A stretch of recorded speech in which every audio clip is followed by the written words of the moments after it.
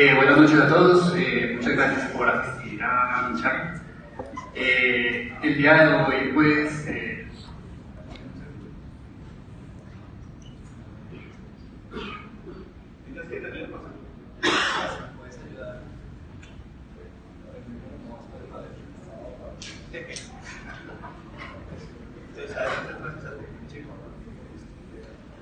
bueno,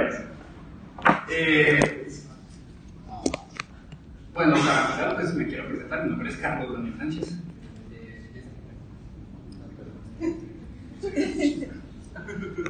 Mi nombre es Carlos Daniel Sánchez.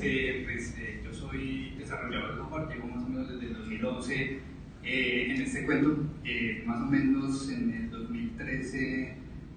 Empecé ya a programar en ciertos lenguajes que tienen mucho que ver con el paradigma funcional. Actualmente, pues digamos, a pesar de que yo empecé como una persona de backend, he estado más metido con el tema de JavaScript, pues porque JavaScript es un lenguaje que no podemos ignorar todo el tiempo. JavaScript evoluciona mucho más rápido que los demás. Y digamos que por eso fue que terminé metiéndome también en el tema de JavaScript. También tengo una startup con un amigo mío, se llama Citizen. Digamos que en este tiempo hemos estado trabajando en esto más o menos desde hace unos 4 años. Y digamos que en el tiempo he tenido que aprender mucho. También, si de pronto están interesados en conocer más sobre las startups, sobre lo que estamos haciendo, pues en el tiempo de descanso pueden cooperar conmigo. También estamos buscando personas por si les interesa. Entonces, para empezar la charla, quiero hacer una pequeña pregunta. ¿Cómo podemos confiar en el código que escribimos? ¿Cómo podemos confiar en el código que escribimos? Exacto. Normalmente lo primero que se nos va a ocurrir es, bueno, hagamos testing, pues porque la única forma de poder confiar en lo que estamos escribiendo es poder testearlo para ver si en el tiempo cambia. De todas formas, pues digamos, eso es una forma de hacerlo. No es que esté correcto, no es que no esté mal, tampoco es decir como que no hagamos testing y lo dejemos. Pero digamos que hay también otras maneras de poder confiar en el código. Y una de ellas viene siendo usar la ciencia. En este caso vamos a hablar un poquito de matemáticas. Pero no matemáticas en un estado demasiado abstracto, sino de una forma mucho más práctica. Esta charla es de nivel intermedio, pero el objetivo no es llegar y ponerle un montón de conceptos súper raros, no, sino vamos a ir poco a poco masticando las cosas para ir como asimilándolas. Entonces, claro, aquí tenemos la diferencia entre ciencia e ingeniería. En ciencia podemos tener la seguridad de que las cosas van a funcionar, porque entendemos cómo funcionan y porque hay los principios que nos empoderan para poder llegar y decir, no, es que eso no se va a caer. Pero en el otro, decimos, no, venga, que metámosle cintica porque de pronto se nos cae. Entonces, digamos que ya metiéndonos en el ámbito de la programación funcional, tenemos muchas librerías. Generalmente, yo no sé, de esas cuales reconocen ustedes, ¿quién ha usado Immutable?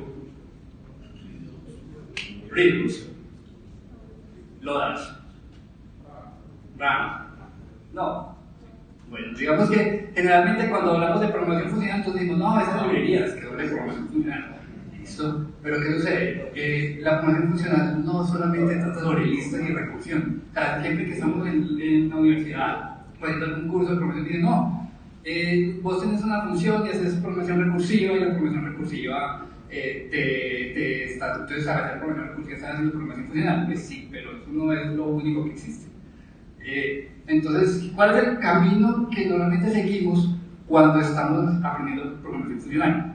El camino normalmente empieza, uno dice, no, estoy aprendiendo listas. Ok, entonces y entonces el filter, y bueno, un montón de funcioncitas chéveres para trabajar sobre listas. También está la recursión, no, cojo una función que se llama a sí misma y empiezo a construir cosas a raíz de eso. O match pattern, que es muy nuevo también de la última versión de JavaScript, que yo puedo llegar y decirle, no, venga, entonces cuando te metas por aquí en este case, entonces si esto es una lista de 2 atributos, yo ya sé entonces que esto solo me va a funcionar para listas de 2 atributos. Entonces programación funcional, pero bueno, de pronto Reactive Streams, ¿alguna vez han escuchado de Reactive Streams? ¿Sí? ¿Nunca lo han escuchado? Bueno, tienen que, o sea, ya lo escucharon hoy, no se pueden quedar como en el aire después de esto, tienen que investigar un poquito.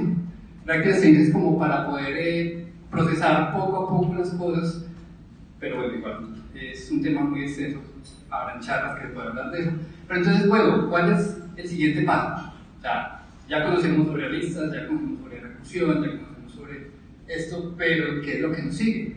Entonces, de lo que vamos a hablar hoy es sobre composición, y esa es como la base de cómo vamos a construir software de manera funcional que se pueda componer. Entonces, hoy quiero hablarles sobre una librería que se llama Funfix. Funfix es una librería para programación funcional.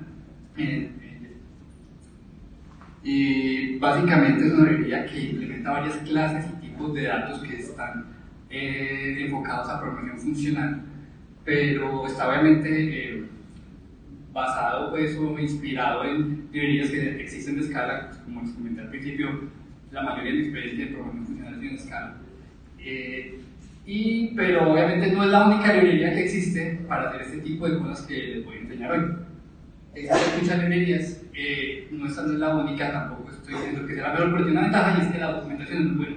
Entonces, de pronto ustedes después de esta charla van y miran la documentación, pues digamos que hay una mayor probabilidad de que puedan aprender más.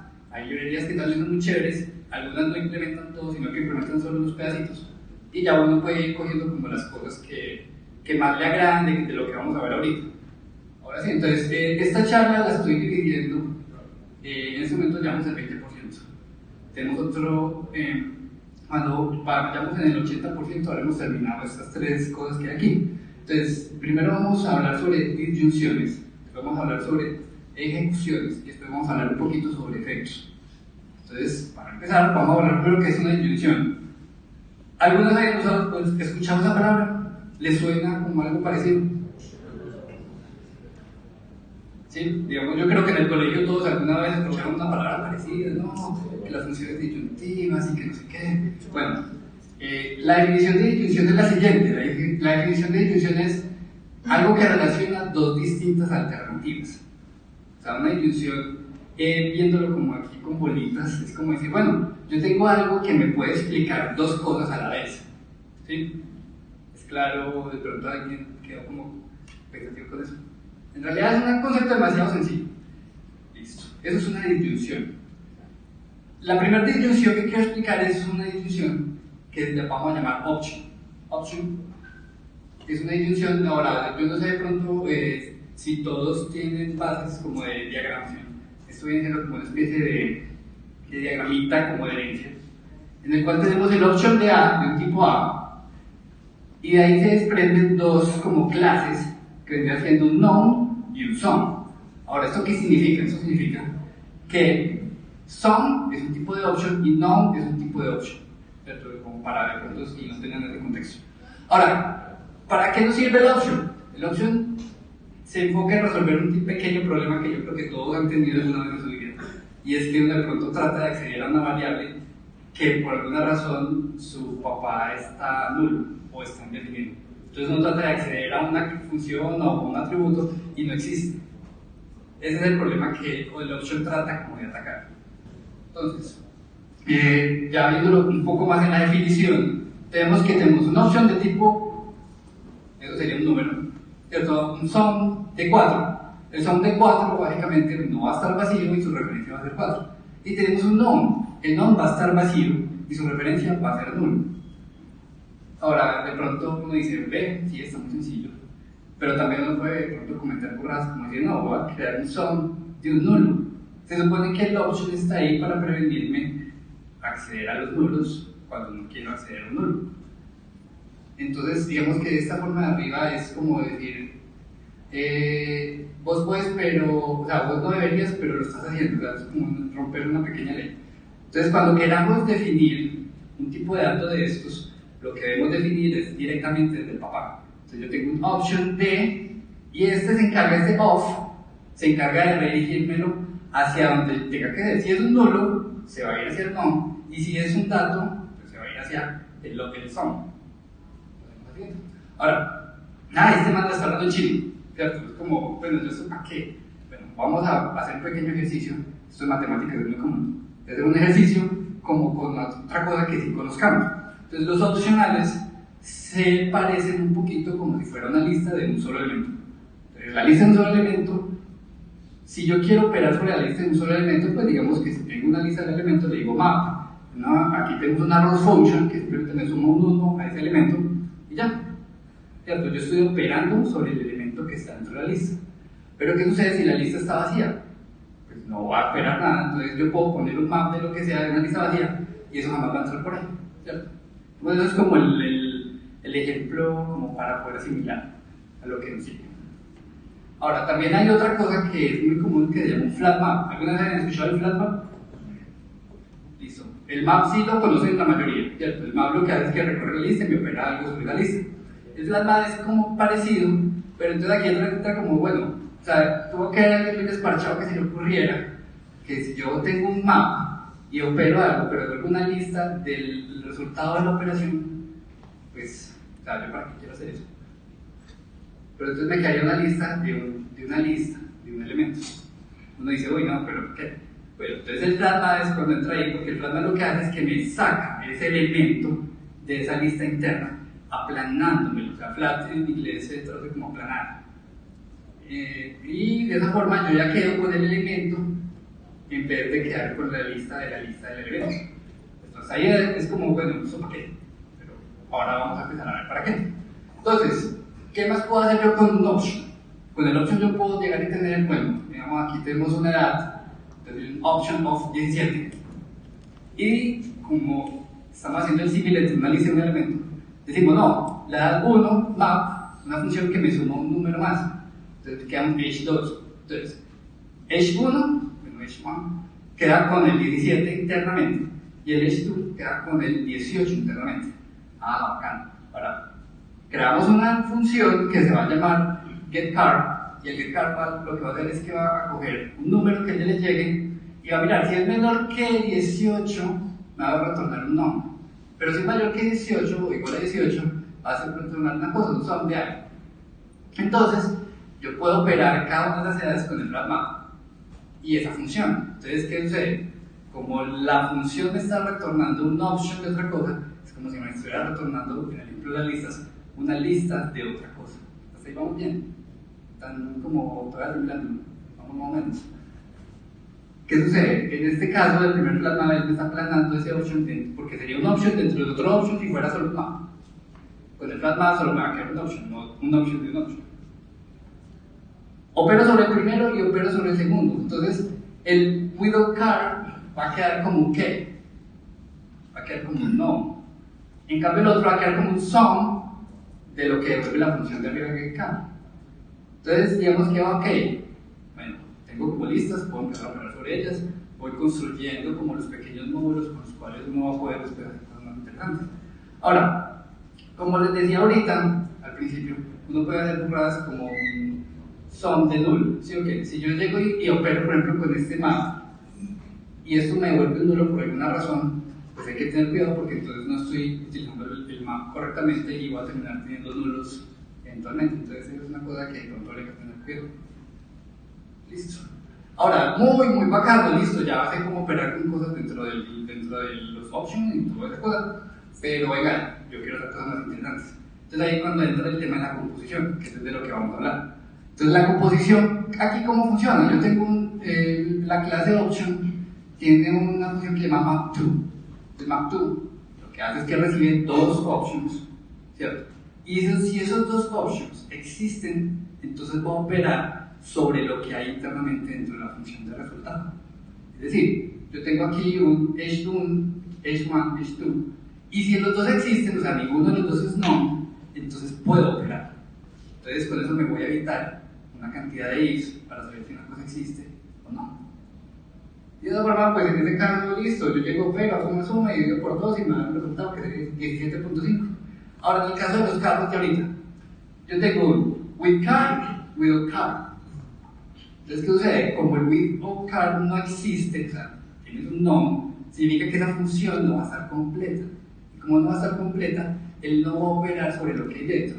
Y por lo tanto, simplemente me va a volver un no. Listo, claro. Con esa forma de construir como las vías por donde uno va a empezar a operar dentro del sistema, uno se evita tener que hacer una cantidad de comprobaciones porque las mismas construcciones las van a hacer por nosotros. ¿Ok? pero acá no todo, ahora tengo todo metido dentro de options.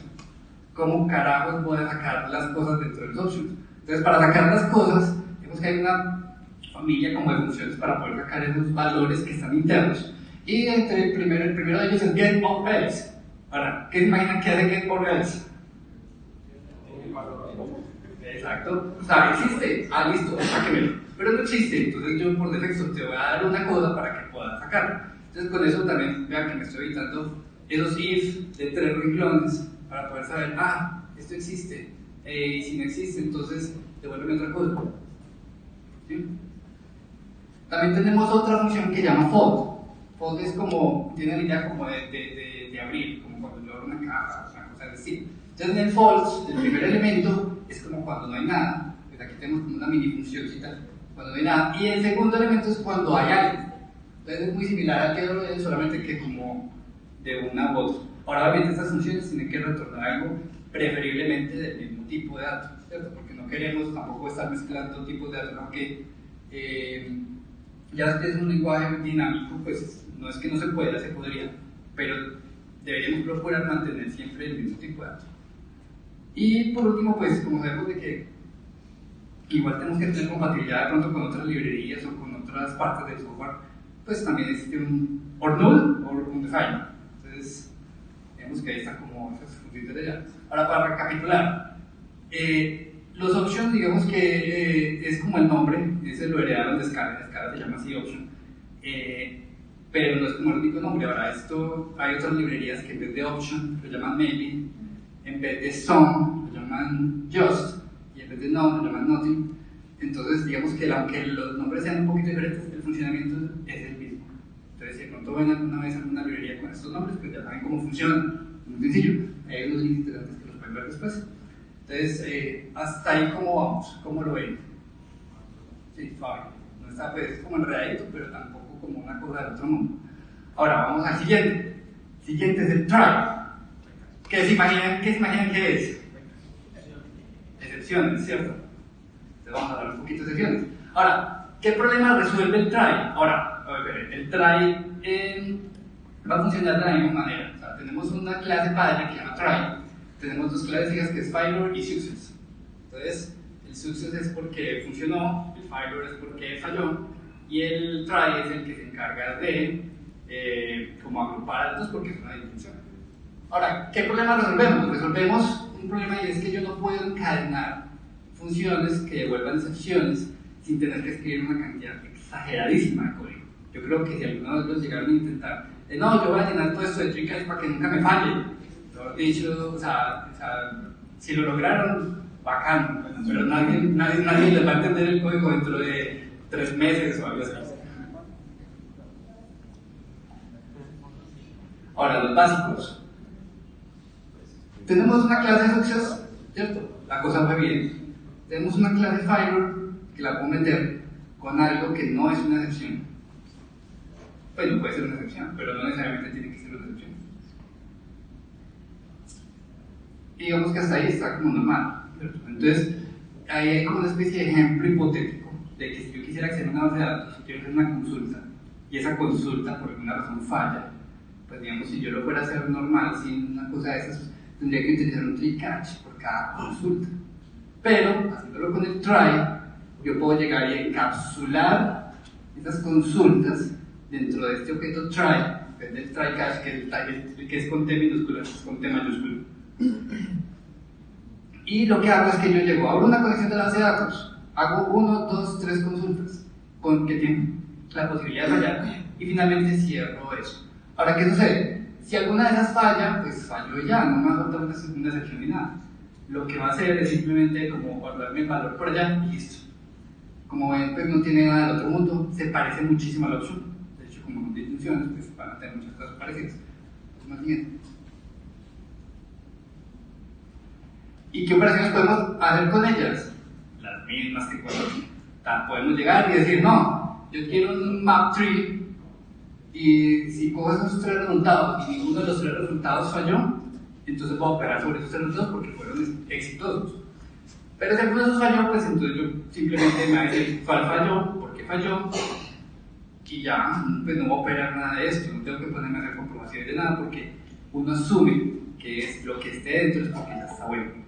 Y lo mismo, si yo quiero sacar el resultado final, tengo un fold, también tengo el get-reverse, y hasta ahí normal. Y tiene otra función extra que es muy bacana, que es un recover. El recover que me va a ayudar, pues si que, ay, falló, entonces yo quiero hacer algo para recuperar, para que no me suelte una excepción. O porque si yo ya sé que eso va a fallar, pues yo voy a dar de todas formas un resultado que aparentemente es exitoso. Entonces esas cosas nos ayudan a componer un poquito mejor cómo va el flujo de nuestro programa. Dale al siguiente. Entonces, ¿qué ganamos con el try? ¿Qué ganamos con el try? Vamos a ganar, poder tener un comportamiento más predecible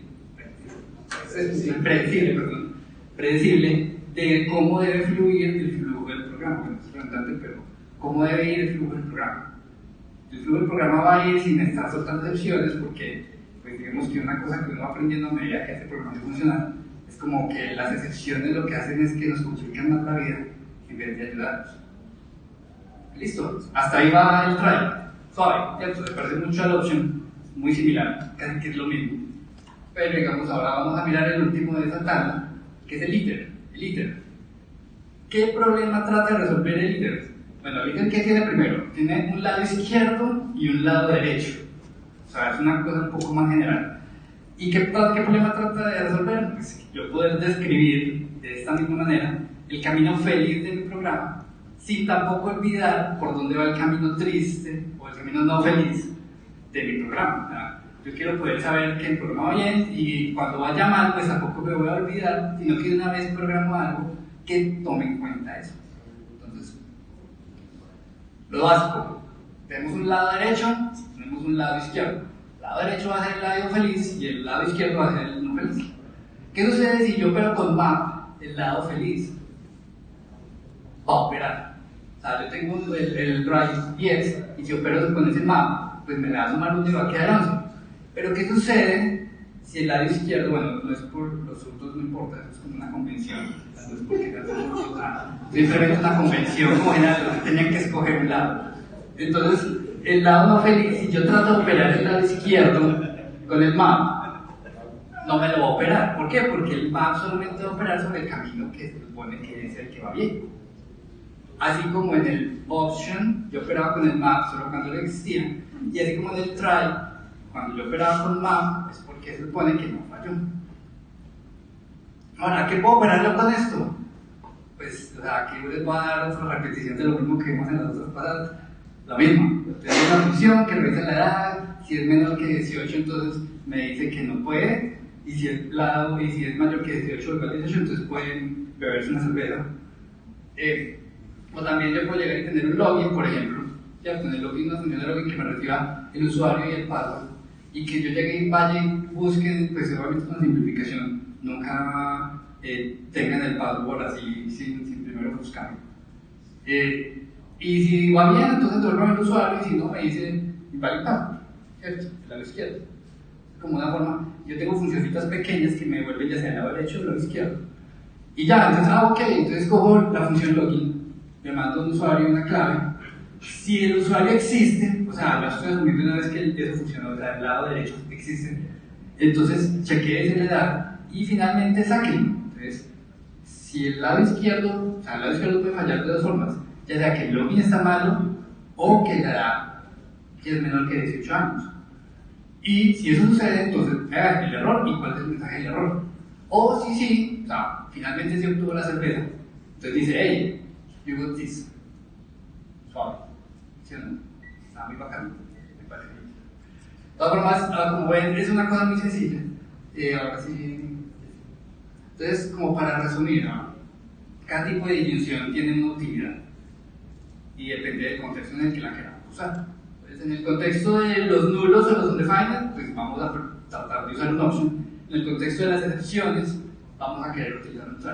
Y en el contexto de los caminos felices o no felices, o sea, el resto de los contextos podríamos usar el iter. Ahora, hay como una salvedad ahí, y es que no podemos mezclar disyunciones de diferentes tipos.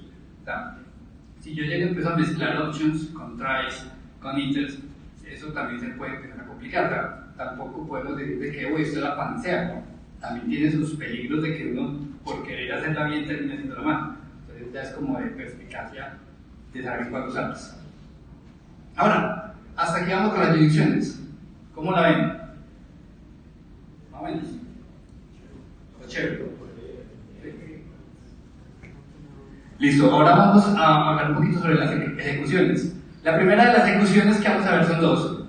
Es el futuro. El futuro es una mejor promesa. Como un poquito chocante. Wow, no creo mejor que la promesa. No, a ver. Los futuros son como las promesas, que es una alternativa, pero tienen algo muy interesante y es que uno las puede cancelar y cumplen algunas reglas que las promesas no cumplen. Entonces, ¿para qué queremos una alternativa a las promesas? Pues las promesas son bacanas, todos amamos las promesas, o alguien odia las promesas, para no es, todas las amamos bien. Sí, es que las promesas son geniales. Pero ¿qué sucede? Las promesas no se pueden cancelar, pues digamos que muchas veces uno deja algo que está dentro de una promesa y eso hasta que no se acaba de ejecutar o hasta que no falle, ahí se quedó. Uno no tiene posibilidad de cancelarlas. Y la otra es que uno no puede hacer funciones recursivas con promesas sin que exploten. O sea, si uno las hace poquitas no falla, pero después de mucho eso explota. Y explota no porque uno lo haya programado mal, sino porque por la misma definición de las promesas, eso está diseñado para que dentro de funciones recursivas eso va a terminar comiéndose la memoria. Ahora, hay una explicación muy completa de eso en este libro, que si quieren y les da curiosidad y lo pueden leer. Pero entonces, ¿qué podemos hacer con las promesas? Pues si las promesas son, si los futuros son las promesas, en realidad vamos a poder operar con ellos exactamente igual como hacemos con las promesas. De pronto no con la función then, pero sí con el map y con el plan map. Entonces, ¿qué vamos a poder hacer con eso? Vamos a poderlo hacer igual que las promesas, componerlo igual que las definiciones, igual vamos a poder utilizar el assign y el await. Y la vamos a poder cancelar. Digamos que tienen como su atractivo, como para decir, bueno, vamos a probarlas, a ver, en vez de una promesa. Ahora, esta es una pequeña función ¿cómo es que dice? Recursiva, donde estamos utilizando el futuro. Si lo intentáramos usar con una promesa común y corriente, después de una hora o así, explota. Ahora, la segunda función que trae esta parte de los efectos, perdón, las ejecuciones, es el schedule, que es como mejor set now. ¿Alguna vez lo han utilizado? Claro. Ah, sí, es que espero 2 segundos mientras carga la página y para ejecutar esta cosita mientras existe un entorno. Ahora, ¿para qué queremos utilizar una alternativa al set now? ¿Quieren que les diga la verdad? Eso, porque sí.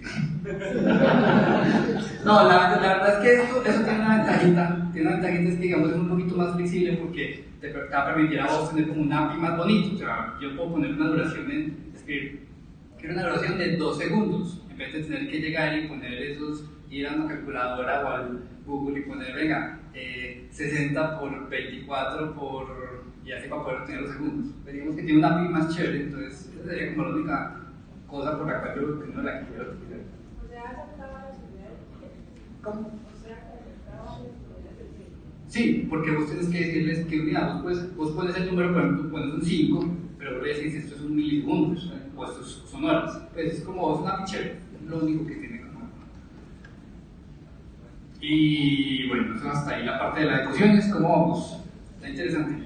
Digamos que ahí estoy tratando como de mostrar rápidamente las opciones que tiene la ley. La última de las opciones es la parte de efectos. Aquí voy a ir un poquito más rápido, no voy a tratar tanto de explicar, sino más como para que conozcan qué hay.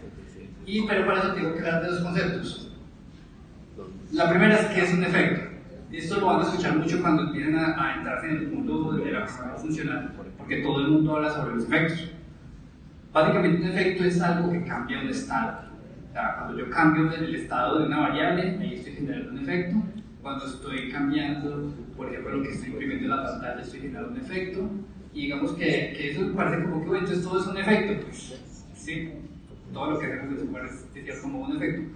Pero lo importante del asunto es conocer que las funciones que hacen efectos deberían tener un comportamiento especial para poder asegurar que no vamos a cometer alguna borrada. Ahorita vamos a ver. El otro concepto es evaluación perezosa. ¿Alguna vez habéis escuchado de evaluación perezosa? Es cuando yo quiero operar algo, pero no quiero que en el momento en el que lo declaro se utilice, sino cuando yo le diga que se ejecute. Entonces, básicamente eso también va muy ligado a otro concepto que es memorización, y es que si yo ejecuto algo, yo quiero que se acuerde qué fue lo que ejecuté para que no tenga que volverlo a calcular, sino que eso ya está calculado. Si lo llamo por varias veces, pues me va a volver siempre el mismo resultado. Ahora, vamos a hablar de dos cositas que trae la librería. La primera es el IVA. IVA es básicamente valores perezosos. O sea, yo puedo ahí guardar valores que los voy a poder memorizar, los voy a poder operar casi que de la misma manera que había operado los otros, a punta de map, a punta de otras funciones. Y cuando yo llego y tengo un IVA, yo digamos, puedo declarar diferentes tipos de IVAs. Yo puedo declarar un IVA que se ejecuta solo una vez o uno que se va a ejecutar siempre. Como ven, lo que hay dentro de los dos es exactamente igual. Pero ¿qué sucede? El primero estoy diciendo lo que solo se va a ejecutar una vez. Y el otro, pues cada vez que lo llame se va a ejecutar. Entonces, como ven, hay un function block dentro. Y hay un valor que devuelve que sería la suma de 1 más 1. Si yo llego y llamo el primero el once y le llamo el get, que es para poder retornar el valor 2 veces, ¿cuántas veces me debería imprimir el function block? Una vez, porque lo declaré como que solo se declaró una vez.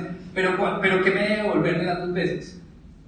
El mismo valor. El mismo valor, que sería 2. Pero él solo lo operó una vez. Eso sería como, pues, quizás en ese momento no le vemos utilidad, pero es como mejor. Ahora, en el otro, pues si yo lo llamo 2 veces, me lo voy a imprimir 2 veces. Entonces, básicamente, esa es como la funcionalidad del IVA. Y el segundo es el I/O. El I/O, ¿qué es el I/O? Como vieron, el IVA realmente él va como sincrónico. O sea, usted lo llama y él lo hace. Solamente cuando rescato la información que está dentro es que él opera las cosas. Pero el I/O es básicamente como si fuera un futuro, pero perezoso. ¿Qué pasa? Cuando yo declaro un futuro, él inmediatamente va a empezar a ejecutarse. O si declaro una promesa, él inmediatamente va a empezar a ejecutarse, a menos de que la meta puede dentro de una función y después le llame.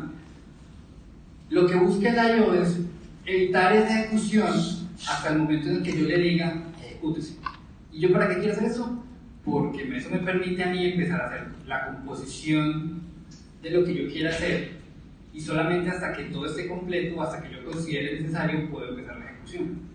Entonces eso me permite a mí, como si yo tengo diferentes funciones y dependiendo de algunas opciones que yo chulee o algo así, esas se van a ejecutar, yo las puedo ir componiendo una a una y solo hasta que le ejecutes el baile se ejecuta. Esas son como utilidades que eso puede tener. Pues esa es una de las funciones de la librería más bacanas, pero pues, digamos que es muy larga de explicar porque tiene muchas funciones. Entonces las dejo como de tareas si les interesa. Y hasta aquí vamos ya al 80% de la charla. ¿Cómo les ha parecido? Bueno, este último 20% final es para dar algunas palabras sobre patrones funcionales. Digamos que el ánimo que tengo con explicar todas estas cosas es como que, bueno, en programación funcional se habla mucho sobre esto, pero la mayoría de las personas pues, no les interesa o están muy alejadas del tema de la programación funcional. Sin embargo, la programación funcional tiene muchas utilidades. Ayuda mucho al tema del software, también a uno como programador le ayuda también a, pues, para decirlo de alguna forma, subir de nivel, como y subir y cambiar de nivel y toda la cosa. Pero muchas personas las ignoran. Entonces, quiero hablar un poco sobre algo más fundamental, y es sobre algo que, digamos, aquí abajo está, y es la teoría de categorías y las modas, pero no sé tanto. Entonces, ¿alguna vez han visto este diagrama? No. ¿Nunca? Sigo sin verlo. No sé. Bueno, este es el mapa de las matemáticas. Lo saqué de un video de YouTube. Entonces es un tipo que como en 11 minutos explica todo esto que ustedes ven acá. Es muy entretenido, es súper didáctico. Pues, se lo recomiendo mucho que lo vean. Aquí abajo está el link. No, está en inglés. No. Pero si alcanzan a ver, allí arriba, en las esquinitas, una cosa chiquitica, dice fundaciones. Y dentro de las fundaciones tenemos una cosa que se llama teoría de categorías. Ahora, si logran ver qué hay cerca de la teoría de categorías, hay puras cosas que nos enseñaron en el colegio. Por ejemplo, teoría de conjuntos. ¿Alguien perdió cuarto primero? Lógica matemática. Eso lo enseñan como en, no sé, como en quinto, sexto, algo así. O sea, son cosas muy fundamentales. Lamentablemente, pues aquí en Colombia, tema teoría de categorías, no lo enseñan en los colegios, a pesar de que no es una cosa muy complicada. La siguiente. Y entonces, digamos, ¿por qué hablar de teoría de categorías? La teoría de categorías la comparan mucho con el tema de patrones de diseño. El patrón de diseño sí lo han escuchado. Y todo el mundo les dice, no, es que tenés que aprender patrones de diseño. Es que en la entrevista te van a preguntar, ¿cuál es el patrón no sé qué? Y así, o sea, literal, los patrones de diseño son algo que uno debería saber. Pero entonces entra como en choque el tema de la teoría de categorías. ¿Por qué? Porque la teoría de categorías, cuando uno empieza a compararla con los patrones de diseño, se empieza a encontrar de que hay demasiadas similitudes. Es decir, que hay explicación matemática para muchos de los patrones que ya conocemos. Para eso les quiero recomendar una serie de blogs de este señor que se llama Mark Siman. Es un danés que el tipo programa en F# y es súper telo. Y hace una explicación como, bueno, vamos a mirar cómo se compara la teoría de categorías con los patrones de diseño. O sea, son muchos blogs, son muy bacanos, no son demasiado largos, y se los recomiendo si de pronto les interesa el tema. Y para hablar sobre el otro tema, pues entonces, ¿qué hay de las mónadas? ¿Algunas han escuchado la palabra mónadas? Yo creo que tal vez sí. Debe ser mucho más chistes. Entonces, resulta que acontece que ya lo que les expliqué al principio eran todas mónadas. Los options, try, consider, futuro, evals, IO, todos eran mónadas. Ahora todos dirán, uy, pucha, ¿esto qué? O sea, me explicaron algo y no sabía cómo se llamaba. Bueno, ¿qué sucede? Realmente las mónadas no hay que entenderlas para poder saberlas. Entonces, generalmente cuando uno habla sobre mónadas siempre sale esta definición. Una mónada es un monoide en la categoría de los endofuntores, sino que hace no. Pero es una definición matemática y generalmente la ponen es más de chiste que otra cosa. Entonces, al final, aunque a pesar de que suena muy feo, la verdad cuando uno empieza a meterse sí tiene sentido, pero bueno, no lo puse para que no los cojan desprendidos cuando los cojan y digan, no, es que el monoide, y uno como que y entonces salen chistes como este, que es que no, es que las monadas son muy difíciles, yo más bien sigo con lo que siempre he hecho, que es debuguear, ¿no? Entonces prefiero salvar horas de bugueo en vez de invertir minutos aprendiendo monadas, porque como vieron, pues digamos que utilizar todos estos tipos de datos nos van a ahorrar, vean, por ahí un 50% más de ifs. Se los puedo asegurar, la cantidad de ifs que uno se ahorra utilizando monadas es significativa. Y ya para terminar, unas pocas palabras finales, que es como el 1, 2, 3. Entonces son como las verdades acerca de las monadas. La primera verdad, ya la dije ahorita, pero una es que las monadas son muy fáciles. Pues yo pienso que traté como de simplificar mucho la cosa, de explicarla de pronto con ejemplos. De pronto en este momento algunos no las han comprendido, pueden mirar las diapositivas después, intentar el código ustedes mismos. Pero en general, la forma de utilizar monadas no es muy difícil. Uno poco a poco la puede ir entendiendo, pero son muy fáciles y no hay que entender el funcionamiento ni las bases matemáticas para poderlas utilizar. La otra es que las monadas es un concepto matemático. Esto no está amarrado ni con un lenguaje de programación. Bueno, siempre y cuando tenga unos mínimos de como que yo puedo utilizar funciones de orden superior, cosas de estilo. Pero en general, casi que todos los lenguajes actuales tienen alguna forma de mónadas. Muchas veces las usamos sin saberlas, pero de todas formas pueden buscar en su lenguaje favorito si de pronto les interesa, no necesariamente tienen que ser JavaScript. Y la última, viene siendo que las monadas les pueden ayudar mucho a ser mejores programadores, a ahorrar tiempo y a hacer mejor software. Entonces, muchas gracias. Mis datos de contacto, por si alguno quiere conversar conmigo.